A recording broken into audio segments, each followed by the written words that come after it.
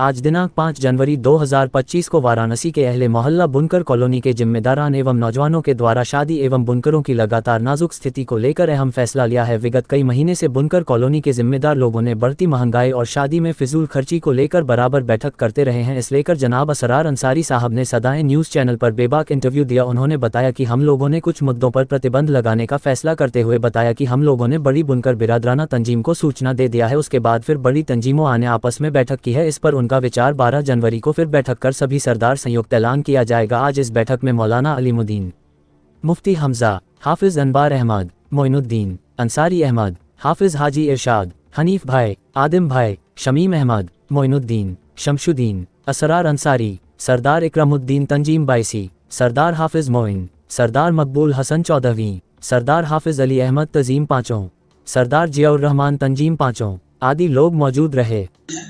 बड़े सरदार साहब होते हैं। आपने अपना फैसला कर लिया, आपने ये बता दिया कि हम मोहल्ला के लोगों ने, बुनकर कॉलोनी के लोगों ने न बारात देंगे न बारात देंगे, लेकिन कैसे कहना चाहते हैं कि हमारी इस बात पर गौर किया जाए और पूरे बनारस के अंदर इस बात को अगर किया है तो आपके बुनकर कॉलोनी का पैगाम किसी ने शुरुआत की तो उसका पैगाम आपको जाएगा, उसकी पगड़ी आपके सर जाएगी, लेकिन वो सरदार साहबान के जरिए ही जाना चाहिए जो बड़े सरदार साहबान का हुक्म होता है।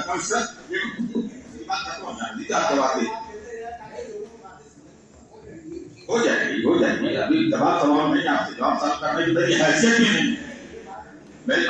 आप मौलाना है, मेरी हैसियत में नहीं। मैं ये चाहता हूं, तो उसकी बात कह रहा हूं कि ये बात आप अपने मोहल्ले में तय कर ली है, तो आपने ये कहा कि क्या ये बात मंजूर है। सरदार साहब इस बात को बैठकर आपका फैसला कर लेंगे। तमाम सरदार साहब 12 तारीख को बैठने वाले हैं। क्यों सरदार साहब ये सब बात करनी है ना?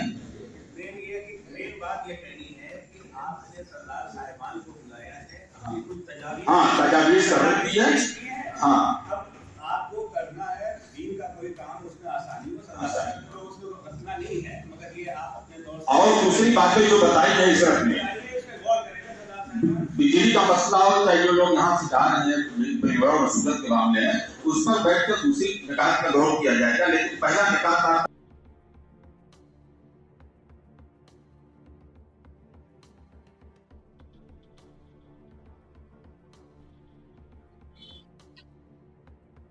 अस्सलाम वालेकुम, मेरा नाम है मकबूल अहमद और आप देख रहे हैं सदाए न्यूज़ वाराणसी। इस समय हमारे साथ जुड़ चुके हैं इसरार साहब जो कि बुनकर कॉलोनी के हैं। बात करेंगे कि जिस तरह से अभी सोशल मीडिया पर एक मैसेज चल रहा है कि बुनकर समाज में शादी वगैरह में जो फिजूल खर्ची होती है उसको लेकर एक बैठक हुई थी। क्या हुआ बैठक में और किस तरह का निर्णय लिया गया, तमाम बातों के लिए हम इसरार साहब से बात करेंगे कि किस तरह की बैठक थी और तमाम तंजीमें थी शायद, और किस तरह का फैसला लिया गया। फैसला तो बानी जो मीटिंग हुई थी वो इस निस्बत से हुई थी कि समाज में बहुत से लवाजमात जो चालू है ब्याह शादी के नाम पर, उसी पर मद्देनजर रखते हुए और आज के हालात को देखते हुए हम लोगों ने कई बार मीटिंग की अपने मोहल्ले में, नाटी इमली बुनकर कॉलोनी। यहाँ के सरदार साहिबान और यहाँ के मोहल्ले के मौजूद लोगों ने बैठ के कई बार मंथन करने के बाद ये फैसला हुआ कि हम लोग ये चीज़ अपने मोहल्ले से पहले ऐलान करेंगे और शुरू करेंगे। हम लोग सारे मोहल्ले के लोग कई बार मीटिंग करके तब जाके सहमति बनी और हम लोग अलग अलग और भी तंजीम से मिले, जाके उनको बताया कि हम लोगों के यहाँ ये सोच चल रही है, ये विचार चल रहा है, हम लोगों ने ये फैसला भी ले लिया है कि फला तारीख को हम इसका ऐलान करेंगे, तो आप लोग को दावत दे रहे हैं, आप लोग वहाँ आइए, हमारा हौसला बढ़ाइए। तो सभी लोगों ने कहा कि ठीक है आएंगे। तो उसी सिलसिले में आज 5 तारीख बरोज अतवार मस्जिद उमर बुनकर कॉलोनी में एक मीटिंग अहम हुई जिसमें कि सारे लोग सम्मिलित हुए। उसमें दोनों बाईसी के सरदार साहबान थे, हाफिज मोइनुद्दीन सरदार थे, आज इकरामुद्दीन सरदार साहब थे, 14 के मकबूल हसन सरदार साहब थे, 5वां में अली अहमद सरदार थे और एक सरदार साहब का नाम जियाउल हसन साहब थे। इन लोग हमारे प्रोग्राम में शामिल हुए। तो हम लोगों ने जब अपना मनसौदा पढ़ के सुनाया कि हम लोगों ने ये चीज़ पे बंद करने का ऐलान कर रहे हैं, तो सारा लगभग ऐलान भी हो गया था। तो उसके बाद कुछ बड़ी तंजीमों ने हम लोगों से कहा कि ऐसा है कि इसी सिलसिले में हम लोग 12 तारीख के भी एक मीटिंग कर रहे हैं जो कि सभी तंजीम के लोग बनारस में होंगे 12 जनवरी को। हाँ 12 जनवरी को। तो उसमें मीटिंग होगी, अगर हो सकता है तो उसी दिन फैसला लेके ऐलान करेंगे। और नहीं कोई एक और 2 मीटिंग करेंगे। बहरहाल 12 को मीटिंग फिक्स है उन लोगों की। उन लोगों ने बताया कि आप लोग जो भी कर रहे हैं अच्छा ही कर रहे हैं। इसका ऐलान हम लोग अब पूरे बनारस के लिए करेंगे। इस पर सहमति बनाई जा रही है और तंजीम से। तो अब देखा जाता है कि वो लोग को फैसले में क्या क्या आता है। अगर कोई हमारे मनसौदे में संशोधन करना चाहेंगे तो वो लोग को अख्तियार कर ही सकते हैं। और हमारा बना हुआ मनसौदा पर अगर राजी हैं तो हमारे ही चलाएंगे। अब क्या जैसा क्या होगा वो देखा जाएगा। क्या क्या चीजें हैं उसमें, मतलब उसमें कुछ चीजें ऐसा है कि उर्दू में था, हम हिंदी में पढ़ पाते हैं, उर्दू में पढ़ नहीं पाते।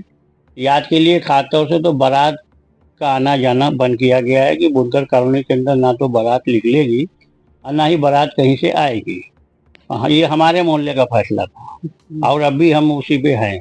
आगे देखते हैं बड़े लोग को क्या कहते हो सकता है इसमें कोई तरमीम करें तो उस पर समझा जाएगा। और अब जब बारात जब बंद हो गई तो उसके पीछे जितने भी फालतू की रस्म है सब बंद हो जाएगी।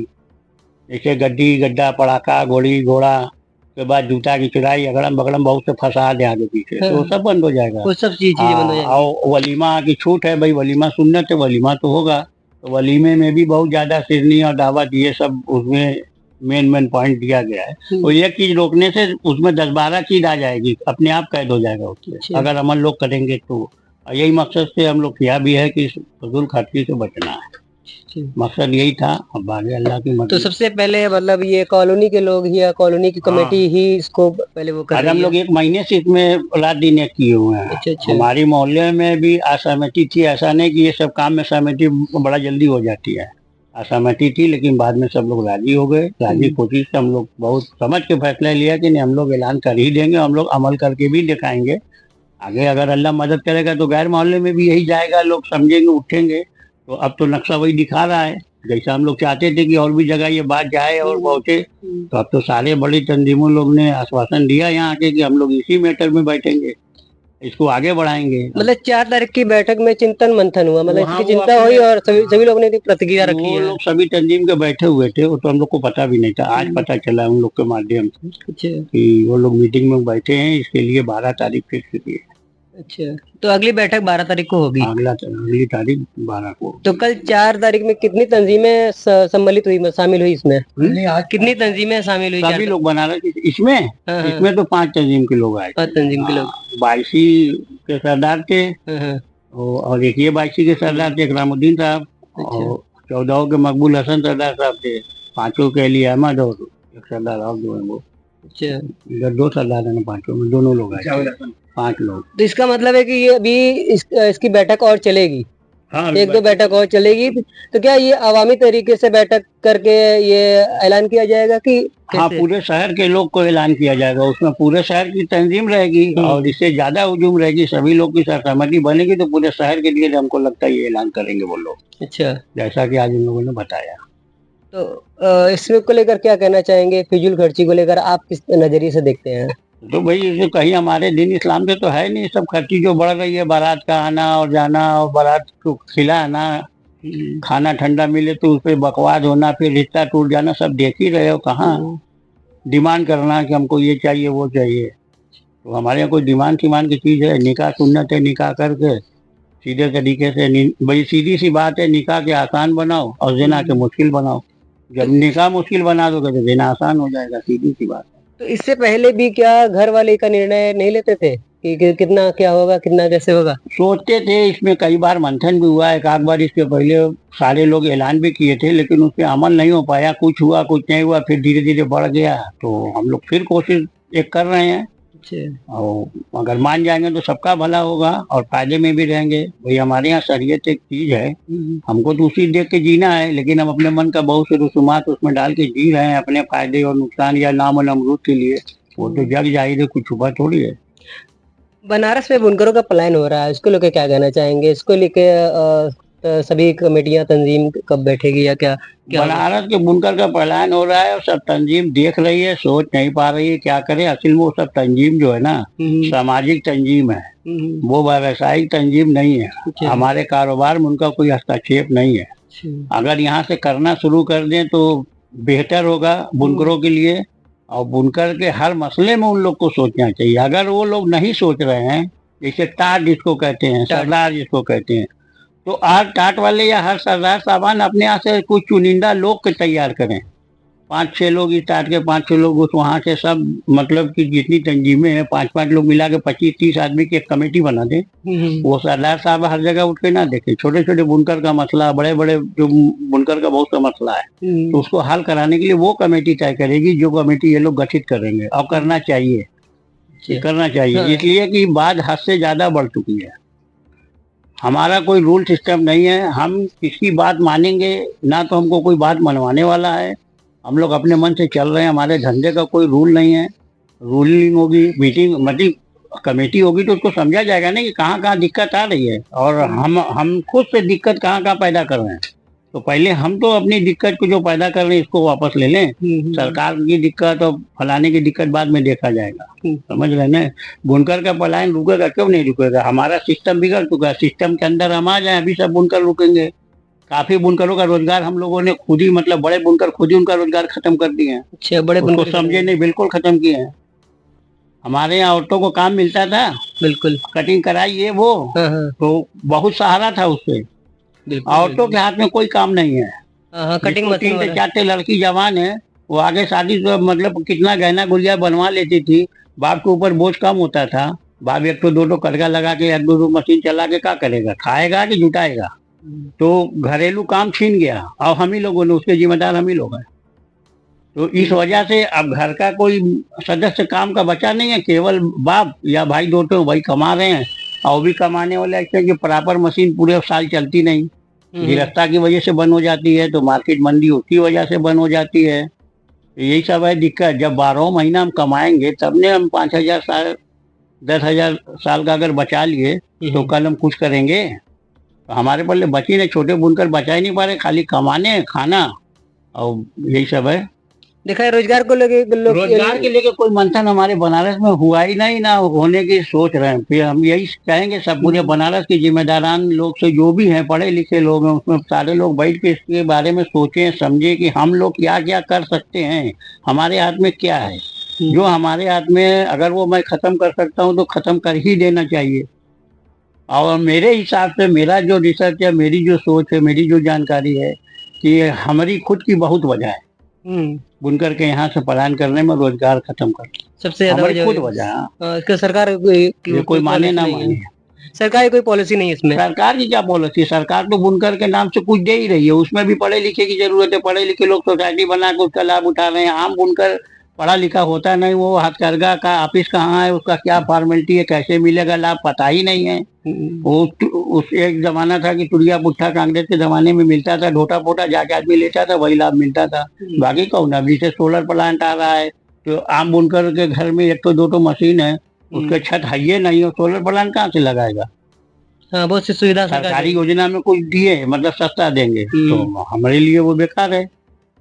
छोटा बुनकर कभी सरकारी लाभ नहीं पा सकता। तो कहा जा रहा है कि बिजली की वजह से भी बुनकरों का पलायन हुआ है। बिजली की वजह से पलायन ये अब हम नहीं मानते। बिजली की वजह से, बिजली का क्या हुआ? 165 से 430 रुपया हुआ है, यही ना हुआ है? तो इतने में कौन सी आफत आ गई? उसके बाद भी 430 अगर हुआ है तो यहाँ के बुनकर लोगों ने लिख के दिया है। जो बुनकर का डेलीकेट नकलऊ जाता था वो लोग लिखित में दिए हैं कि हम 400 रुपया देने के लिए एग्री है। 300 तय कर देते, 200 करते तो हो सकता है सरकार मान जाती। और शाहिद महू के अरशद जमाल ने कहा भी था इस मैटर में कि इसमें कुछ विसंगतियां हैं, इसमें कुछ चीज इसे लोड बढ़वाने के लिए बोले थे कि 5 किलो से कुछ ज्यादा हो जाए, और एरिया 0 कराने की बात वो कहे थे। तो वो लोग जब वो आदेश आ गया, शासन आदेश के बाद, तो सारे लोग गायब हो गए। नहीं तो सब अपना सीना चौड़ा करके दिखा रहे थे कि हमने ये प्रस्ताव दिया तो हमारे प्रस्ताव पे सरकार मान गई। उसके बाद बुनकर का जो गली गली मोहल्ले मोहल्ले शोषण हो रहा है, कहीं आज तक ये एक क्लियर नहीं समझ में आ रहा है कि किलोवाट से हमको जमा करना चाहिए कि एचपी से।